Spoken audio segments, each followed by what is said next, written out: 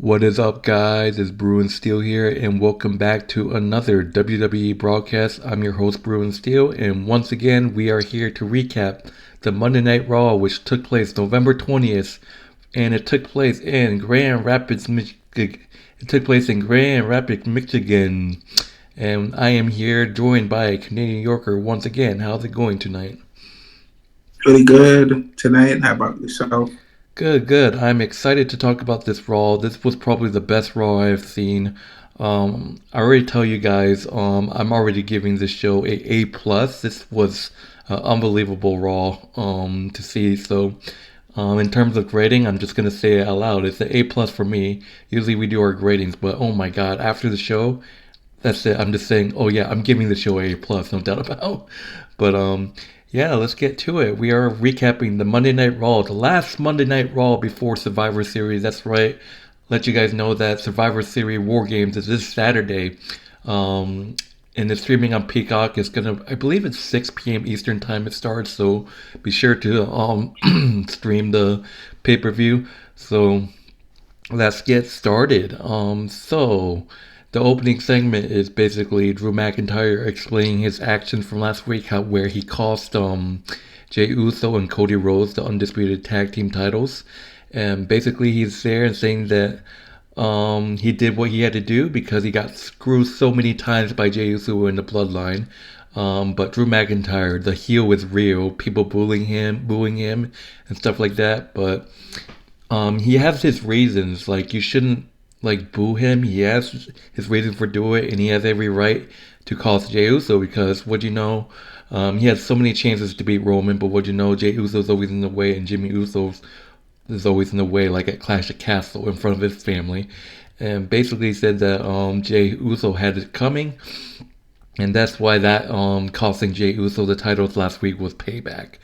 And basically, he gets interrupted by main event Jey Uso and said that Drew McIntyre needs to let it go. And basically, those two were about to fight until the Judgment Day backed up Drew McIntyre. And what you know, Jey Uso was able to get backup, basically by his Survivor Series War Game team of Cody Rhodes, Seth Rollins, Sami Zayn. But Drew McIntyre announced that he did not join. He's not joining Judgment Day. He just got a really good deal from Rhea Ripley, mommy, and basically he joins because he wants payback inside the cage at Survivor Series against Jey Uso. Um, but then Nick Aldis said that interrupted the two teams, saying that they're not going to fight until Cody Rhodes, Seth Rollins, Jey Uso, and Sami Zayn that they need to find a fifth member of by the end of tonight. Kind of like not Nick Aldis, sorry, what the hell? Adam Pearce told the Cody Rhodes, Seth Rollins, Sami and Jay that they need to find a partner for by the end of the night. Kind of like what Nick Aldis told Charlotte Flair, Shotzi and Bianca last week. So, and basically that ends the opening segment. So, what did you think of this opening segment of Raw? Yes, he also told both groups that if anyone puts their hands on anyone else, that person's going to be kicked out of and of the war games and not be allowed to participate. That's also for the that's what he also mentioned. Um, it's a good. This is a good build up for war games. Just seeing the final touches being put on this the before this all comes into fruition. And one of the things that I find very interesting is Drew McIntyre actually has a valid reason for going after Jey Uso, because Jey Uso, I think we've been in discussion about this ever since Jey Uso left the Bloodline. He's been public enemy number one. He has a target on his back. He has people that want to take him down and put him down because of his family. And I believe, you know, after Bloodline collapses, we're going to see a lot of people going after Jimmy Uso. A lot of people going after Solo. A lot of people going after Roman because of them costing him the championships, and costing them these things. They made a lot of enemies, and that's gonna be a big time. Karma is a payback, and karma is a payback, and there's gonna be a lot of that coming their way, and man, Jimmy, Solo, Roman, they got a lot. They got a lot of things coming their way. You're only seeing this is only the beginning with Jay, but Jay's seeing all this happening. But there's a lot of things we could pull from this case study of Jay and Drew. But so Jay is surrounded by enemies, even though they're allies temporarily. She's still surrounded by by he's surrounded by Sami Zayn. He's surrounded by Kevin Owens, by all those guys who are supposedly backing him up. But he could also still be on the side of the bloodline. You never know. You know what I'm saying? But even though he claims to have left, he's probably left for good. But at the same time, he's really trying to show he's turned over a new leaf. But I'm wondering if these guys accept him. Have they truly accepted him? All right. Good analysis. But yeah, going on to the first match of the evening, we got the big girl Nia Jax going one-on-one with Raquel Rodriguez. Surprisingly, Raquel Rodriguez took a huge fight. She put a huge fight in this match. Surprisingly, Raquel Rodriguez did take advantage a little bit in this match. It kind of went her way, but Nia Jax fought back, and she pretty much dominated most of the match. But Raquel Rodriguez did as much as she can, but Nia Jax was too strong.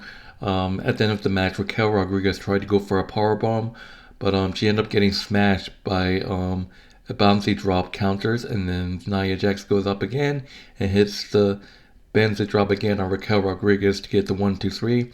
Nia Jax with the easy win. Nia Jax defeats Raquel Rodriguez by pinfall. And we talked about the just absolute dominance by Nia Jax. So what did you think of this one-on-one match where Nia Jax defeats Raquel Rodriguez by pinfall? I think it should be simple for Raquel to be able to defeat Nia Jax. Raquel is big. Raquel is strong, right? But that doesn't mean Raquel is unbeatable.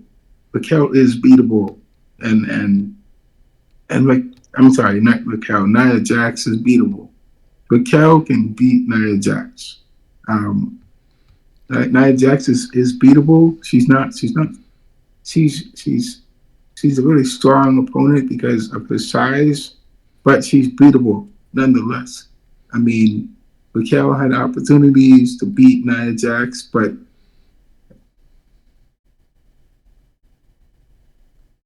for some reason she ends up losing time and time again. She needs to stop losing, and I still don't accept Nia Jax because of her previous encounters and what she's done, costing Raquel her matches and getting herself involved in a fatal 5-way match, and she couldn't even win that. She couldn't even beat Rhea Ripley. Yes, she's a dominant, formidable opponent, but she has, she just doesn't have that substance that Rhea Ripley has. Rhea Ripley has a draw. She's proven that she's one of the most formidable women's champions. She's Rhea needs to have this match against Nia Jax because I think Rhea needs to showcase how she can beat Nia Jax one-on-one, or because Nia Jax is Nia Jax is like that mountain that Rhea Ripley cannot get over right now. She's larger than life. You know, she's like Mount Rushmore, and you know, Rhea Ripley is Rhea Ripley for now, but she still hasn't fought Nia Jax 1-on-1. You know, so that's how I feel about it. That's what I think about it. I think Nia Jax, you know, needs to do something else with her time. You know, so that's she should be going after the. I think she's a better fit going after the tag team titles and facing Pimper Nivens, whatever her name is, Chelsea and Pimper. So um, yeah, so that's great. Yeah, so going on to the next, so I do want to talk about, obviously, they did this last year for War Games to figure out which team gets the advantage. So they're discussing Judgment Day and Drew McIntyre discussing who gets the advantage. And Damien Priest said that he should be the one to take the advantage match because he's the leader. But Drew McIntyre said that he doesn't like any of them, and he despises Jey Uso, and basically Damon said that he hates Drew for costing him the titles, but take it easy. And basically Priest said that Drew McIntyre will take the advantage match. So there you go. Drew McIntyre will represent the one side for a advantage match. And speaking of which, basically Cody Rhodes, Sami Zayn, Jey Uso, and Seth Rollins had to find a fifth partner where they also discussed who's gonna represent to fight for the advantage match. And basically, Jey Uso said he wants Drew back, but Seth Rollins told him that Drew will manhandle him and injure him, and that they need him. But Jey Uso makes his case, and Rollins pretty much gives him the advantage match. So we got two guys that despise each other in the advantage match in the main event, which is Drew McIntyre versus Jey Uso. And you guys don't know how it works. The winner of the match gets advantage in the War Games. So two people will start, and let's just say that Judgment Day does have the advantage. Let's say it's Drew McIntyre with Seth Rollins against Seth Rollins first. The next member will be Judgment Day, so it's 2-on-1. That's the advantage. So Judgment Day will get the advantage since it won. So that's how basically it works. But moving on to the second match of the evening, we got Becky Lynch versus Xia Li. This is a feud that's been going. I don't know if I would say it's been a feud. It's been kind of weird, you know. Xia Li always wants a title opportunity and always going after Becky Lynch. But after Becky Lynch dropped the title, Xia Li started attacking her. And basically that's just that. And this was my favorite match of the evening. I'm probably going to end up using a thumbnail for this video, but this was my favorite match. It was hard hitting. It had great showings. Xia Li just was absolute.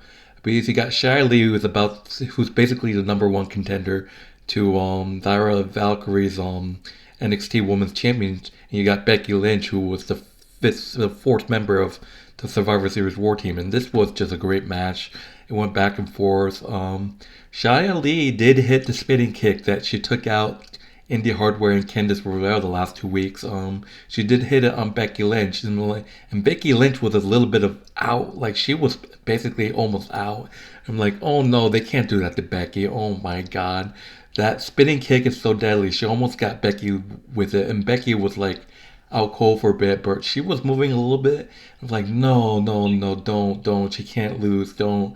And what do you know, Xia Li makes a mistake and said that no, she doesn't want to win by Kana, and she goes there, and then Becky Lynch wakes up and gets her, and basically, this was just an unbelievable great match. A couple times Xia Li hit some nice hits on Lynch, but Lynch was able to get out of it. I'm like, oh man, this match was crazy. But at the end, Xia Li tried to go for a spinning kick that she used so many times to take out Indi Hardware by referee stoppage. It's such a deadly. Becky Lynch dodged it and was able to hit the manhandle slam on Xia Li to get the 1-2-3. Becky Lynch wins big. Oh yeah, and I wanted Becky Lynch to win. They just couldn't have Becky Lynch lose to Xia Li. Well, Xia Li is great, but at the end, Becky Lynch hits the manhandle slam, and Xia Li gets the 1-2-3. Becky Lynch wins a huge match by pinfall. What are your thoughts on this match? It's good that Becky avoided concussions, and getting knocked out and put on the shelf for months. I think Xia Li is a great competitor. She has a lot of power in those legs and a lot of quickness also. So I'd say she's still a very dangerous opponent, especially for the NXT Women's Champion. But Becky Lynch moved on from NXT and she's back in WWE now. So, it's good that she's letting Xia Li get that push that she needs to improve as a wrestler. So hopefully we'll get to see more of Xia Li and more great matches from her. And Becky Lynch is doing what she does best, as well as for Seth Rollins, since she's Seth Rollins' wife. I think she gets that from Seth Rollins. She's quite the competitor, just like he is. That's pretty impressive. All right. By the way, post-match, Damage Control showed up on Raw and tried to attack Becky, but Charlotte Flair, Bianca Belair, and Shotzi showed up, and huge brawl breaks up. So the third match of that evening of Raw, Johnny Gargano versus Ludwig Kaiser, and Ludwig Kaiser told his partner Giovanni Vinci not to show up in this match, and basically they just went at it before the match, saying that you don't come to the ring to help me. I can handle Johnny Gargano by myself. So you go, Johnny Gargano going one-on-one with Ludwig Kaiser. This was a great match. I actually thought Ludwig Kaiser was a man of his words and actually was going to beat Johnny Gargano. There was so many times that he could, but Johnny Gargano got some nice moves basically in this match. But what Giovanni Vinci ignored Ludwig Kaiser and came out where Ludwig Kaiser was pissed off, saying that, didn't I tell you to stay in the back, which distracted Kaiser, and Johnny Gargano was able to take advantage. He was able to kick Ludwig Kaiser in the face and hit the one final beat on him to get the win. Johnny Gargano wins, defeating Ludwig Kaiser thanks to a terrible distraction by Giovanni Vinci, and that's not going to look good for Imperialism. So yeah, Johnny Gargano defeats Ludwig Kaiser by pinfall. What are your thoughts on this match? I'm wondering if this is some sort of discontent within Imperium that we're seeing right here. Are we seeing the potential discord and breakup of this Imperium in the future? I hope we're not seeing that. I hope they're able to settle these miscommunications, these issues that they have, so they can get back on the same page and so that they can improve. They got to improve. They're how many days away until WrestleMania? Another year away. So I really want to see them still together as a unit. And moving forward, I'd like to see Gunther reach 1,000 days as the Intercontinental Champion. I'd love to see that. Because if he could get that to that level, just like Roman Reigns, that would put him on the same level. That would be a very interesting storyline to see between Imperium and the Bloodline, possibly before WrestleMania. Because I don't know. It's that would be interesting. Roman Reigns and Gunther together are facing off against each other in some way, shape, or form. So. Alright, moving on to the next match. We got number one contenders match for the Women's Tag Team Championships. Thank God someone needs to take the fucking titles off of annoying ass Chelsea Green and Pimper Nivens. For once, actually, there's actually someone that's going to challenge them. We got Candice LeRae and Indi Hartwell. You know, those two women are great friends. Candice LeRae and Indi Hartwell teaming up against Ivy Nels and Maxxine Sabrine. It's really interesting to see that these two have got along. You know, we had Alpha Academy versus the Creed brothers. Ivy Ivy Nile is basically with the Creed brothers, and Maxine Sabrine is with Alpha Academy. So it's great to see that they actually made friends after they fought each other in a tag team match, and they were cool about it. Versus Canton Chance and Kaden Carter, who I haven't seen in so long, versus Natalya and Tegan Knox, which were my heavy favorites in this match, and I called it too, which is the WWE Women's Tag Team Championship #1 contenders match. And again, the annoying Chelsea Green's on commentary are like, "Oh my God, shut the fuck up! I couldn't stand her." Um, but this match was great. This is this was a great match. It went back and forth. You know, seeing Maxine Dupri hitting the caterpillar on Tegan Knox. You know, went back and forth. A couple great moves. But at the end, it was a huge match. It was Tegan Knox that almost lost the match, but she turned. But she was able to hit a lateral press on Maxine Sabrine, and Tegan Knox gets the 1-2-3. Natalya and Tegan Knox gets the win to become the #1 contenders to the WWE Women's Tag Team Championships. So yeah, what a match. So we're gonna see Natalya and Tegan Knox challenge Chelsea Green and Pimper Nivens later on. Maybe, I don't know, maybe next week. But please beat Chelsea Green and Pimper Nivens, please. So what are your thoughts on this match? Natalya and Tegan Knox wins to become the #1 contenders.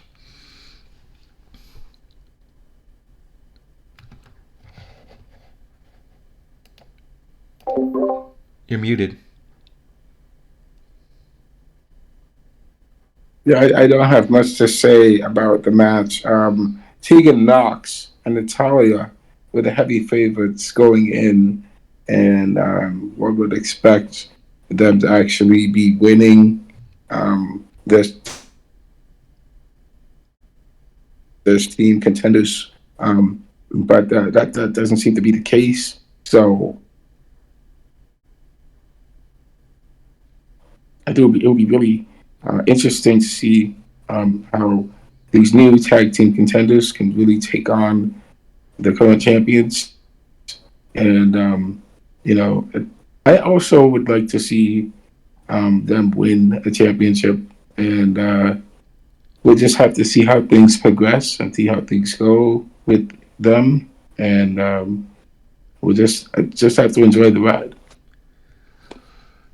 Oh my God, this Wi-Fi is garbage or whatever. You're lagging all over the place, but let's try to get this done.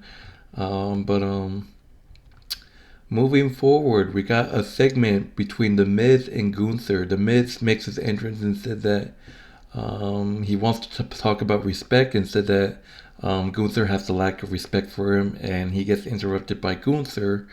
Gunther said that it's not the lack of respect, but he has zero respect for him. And basically, Gunther was just saying that all Miz is just a guy who was just bullied, and bullied by all of his heroes, Macho Man, Randy Savage, Rick Rude, Mr. Perfect, Shawn Michaels. And Gunther said basically said that the Miz doesn't get bullied enough, and Gunther starts to shove Miz, keeps shoving him in the face. And basically, the Miz, oh yeah, everyone was chanting USA, USA to Gunther. Basically, we all seen how Miz is like a turn heel guy that a lot of people see eye to eye and don't like him. But after his confirmation with it, I believe Miz has turned heel. I think that the Miz has turned babyface now.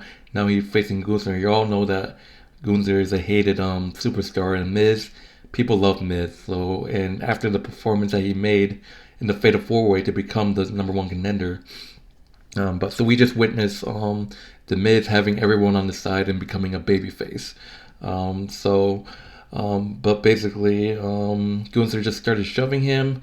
The Miz had enough, but Gunther caught him with a big boot, started to talk more shit to Miz while he was on the ground. But what you know, the Miz kicks him with a low blow. Gunther's on the floor, and what you know, the Miz pumped up the crowd and gives Gunther a skull crushing finale and lifts the Intercontinental title. We might be seeing. I don't know. Like, this is what I think, because look, I said this before that Gunther was gonna beat the Miz. The Miz doesn't have a chance, but you never know. The Miz, look, the Miz, he's all fired up, but there's a huge chance that the Miz might be able to beat Gunther. I don't know. It's gonna take a long, but we have to see what happens. But I like the confidence in the Miz. It's like that's just that. But what did you think of this segment?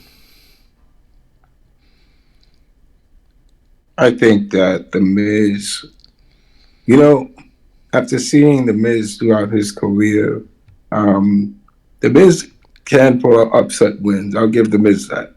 The Miz, um, the Miz beat John Cena. The Miz beat, I think he beat Randy Orton, right? Um, he's beaten a number of people before, and he's defended his title a number of people before against people before. So um, I'm gonna say the Miz is a tricky opponent because of his vast array of experience. You know, Gunther has been a dominant intercontinental champion, and there's just a lot going on there. So it's kind of, I'm gonna say it's even.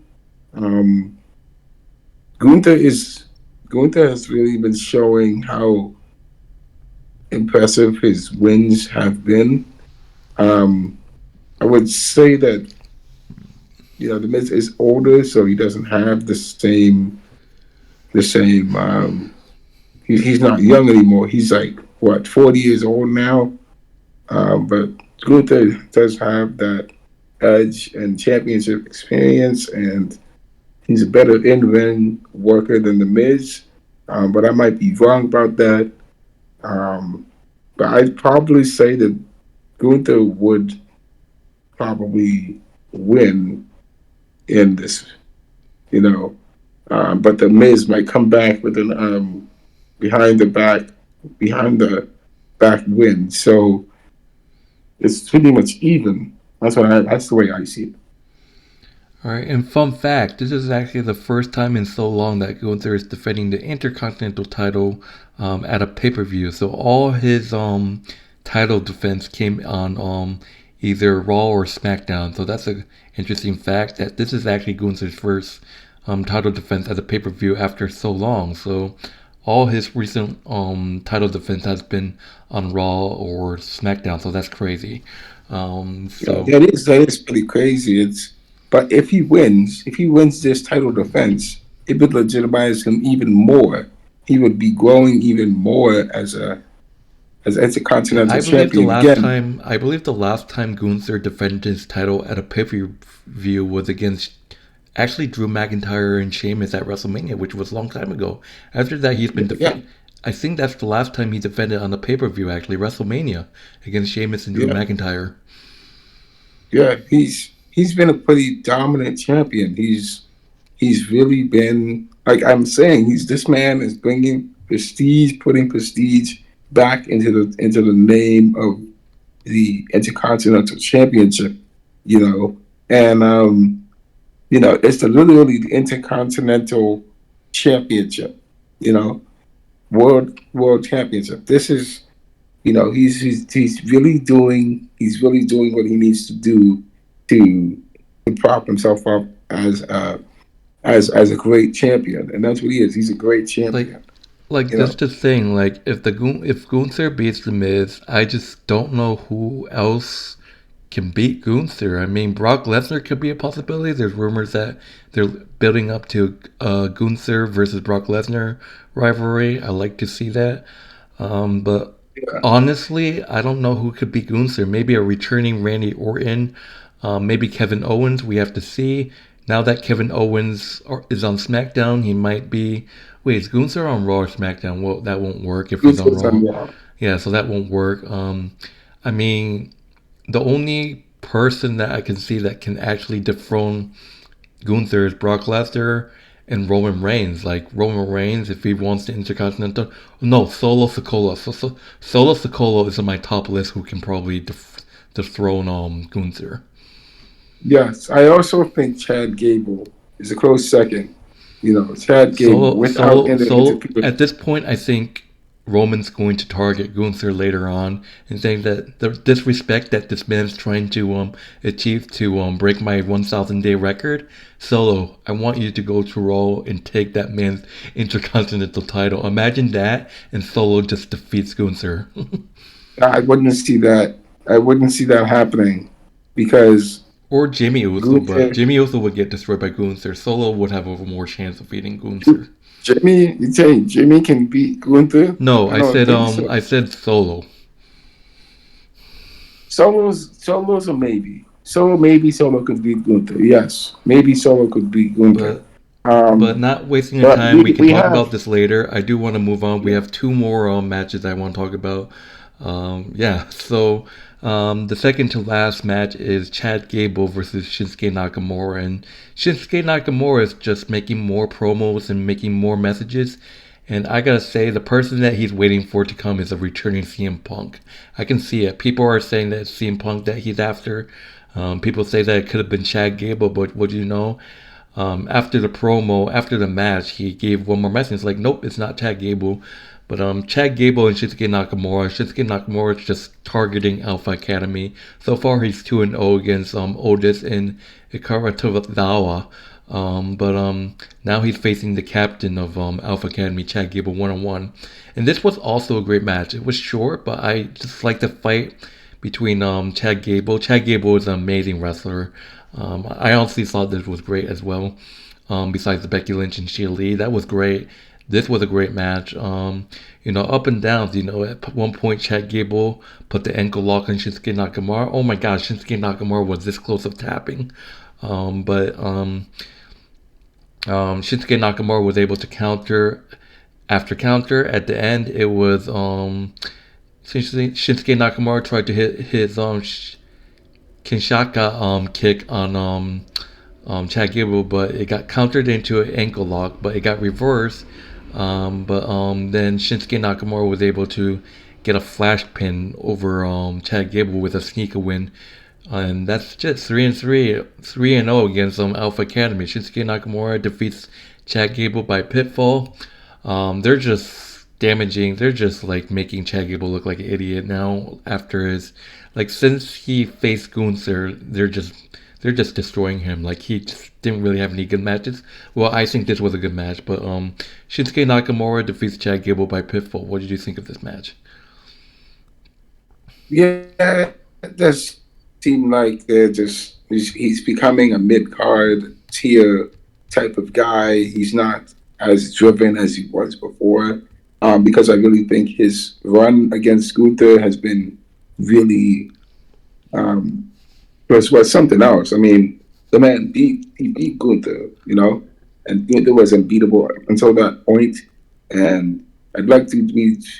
I would like to see Gunther and Chad Gable face each other again, and I'd like to see Chad Gable beat Gunther um, at WrestleMania. That would be interesting to see if he could definitely pull that off. Um, Shinsuke Nakamura, that man, I gotta say, that man lost two World Heavyweight Championship matches, and he somehow wins three matches against Alpha Academy. I mean, come on, man, come on. How do you end up winning three matches against Alpha Academy all of a sudden out of nowhere? Where was this? Where was this? Where was this? Where was this urge to win against Seth Rollins? Where was it? Well, why why would you lose? Why would you lose? And two matches, man. I mean, come on now.